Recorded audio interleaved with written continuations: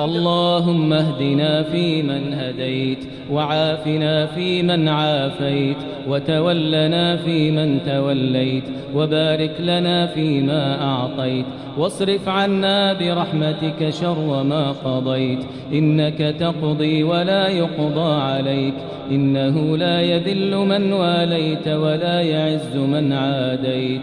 تباركت ربنا وتعاليت، لك الحمد حتى ترضى، ولك الحمد إذا رضيت، ولك الحمد بعد الرضا.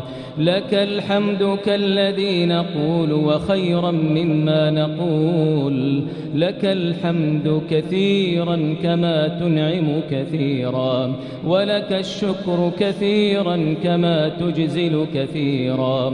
اللهم لك الحمد بكل نعمة أنعمت بها علينا في قديم أو حديث.